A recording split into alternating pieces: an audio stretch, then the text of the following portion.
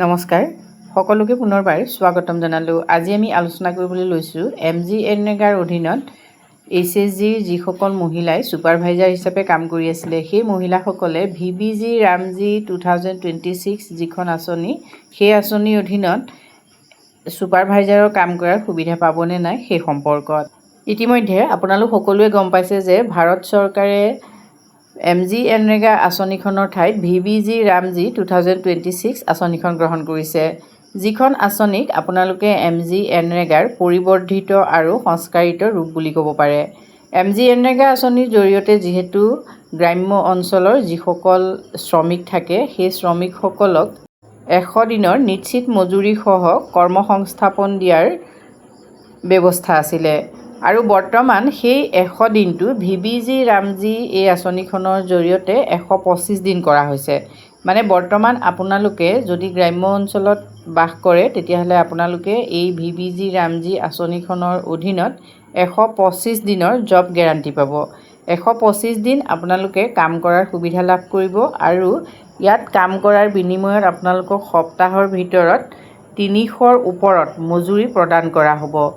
MGNৰেগাৰ জৰিয়তেও যিহেতু জব নিশ্চিতি প্ৰদান কৰা হৈছিলে 100 দিনৰ আৰু এতিয়া এই 100 দিনটো 125 দিনৰ জব নিশ্চিতি প্ৰদান কৰা হৈছে।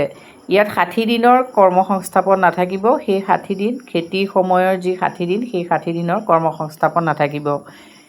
HSG গোটৰ যিসকল মহিলা আছিলে সেই মহিলাসকলে যিহেতু MGNৰেগাৰ অধীনত কাম কৰাৰ সুযোগ লাভ কৰিছিলে, মানে তেওঁলোকৰ হাতত জব কাৰ্ড আছিলে।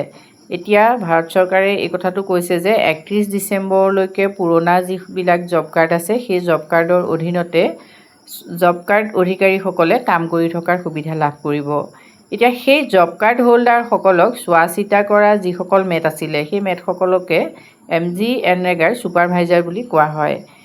প্ৰথম অৱস্থাত যিহেতু গ্ৰাম্য অঞ্চলৰ বা পঞ্চায়ত লেভেলত যিকোনো ব্যক্তিয়ে এই মেট হিচাপে কাম কৰিছিল, কিন্তু পৰৱৰ্তী পৰ্যায়ত MGNৰেগাৰ কামসমূহ চোৱা চিতা কৰিবৰ বাবে HSGৰ পৰা বিভিন্ন ধৰণৰ সুদক্ষ মহিলাসকলক নিৰ্বাচন কৰি পেলাই এই কামখিনি চাবলৈ দিয়া হৈছিল আৰু যিসকলক MGNৰেগাৰ ছুপাৰভাইজাৰ বুলি কোৱা হয়।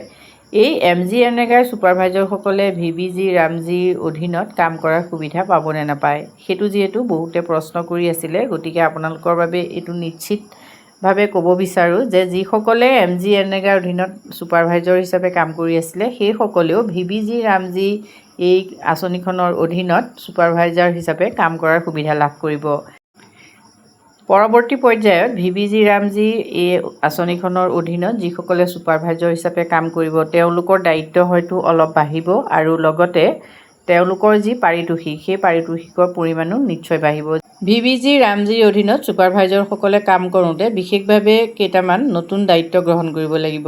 তাৰে প্ৰথম দায়িত্বটো হ'ল যে তেওঁলোকে যেতিয়া কাম কৰাব সেই কামটোত 33% মহিলাক তেওঁলোকে অন্তৰ্ভুক্ত কৰিছেনে নাই। মানে 100জন শ্ৰমিকৰ ভিতৰত আমি ধৰি ল'লোঁ 33 গৰাকী মহিলাই কামটো কৰাৰ সুবিধা পাব লাগিব। ইয়াৰ উপৰিও অবিবাহিত মহিলা যদি তেওঁলোকৰ অঞ্চলটোত আছে বা জব কাৰ্ড হোল্ডাৰ অবিবাহিত মহিলা যদি আছে তেতিয়াহ'লে সেই অবিবাহিত মহিলাসকলক কাম কৰিবৰ বাবে অগ্ৰাধিকাৰ দিব লাগিব। তৃতীয়তে, যদি সেই অঞ্চলটোত কোনো দিব্যাংগ ব্যক্তি আছে সেই দিব্যাংগ ব্যক্তিজন পুৰুষেই হওক বা মহিলাই হওক তেওঁলোককো কাম কৰাৰ ক্ষেত্ৰত তেওঁলোকে অগ্ৰাধিকাৰ দিব লাগিব।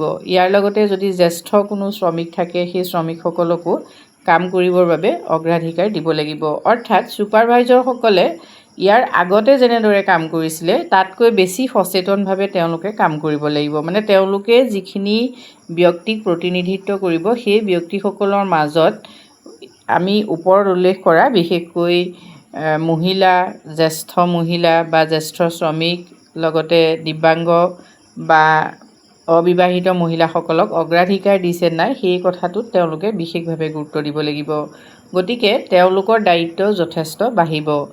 যদি আপুনি MGNৰেগাৰ অধীনত ছুপাৰভাইজাৰ হিচাপে কাম কৰি আছিলে তেতিয়াহ'লে কমেণ্ট কৰি জনাব আৰু VBG ৰামজীৰ অধীনত আপুনি ছুপাৰভাইজাৰ হিচাপে কাম কৰিব বিচাৰে নে নিবিচাৰে সেই সম্পৰ্কতো কমেণ্ট কৰিব।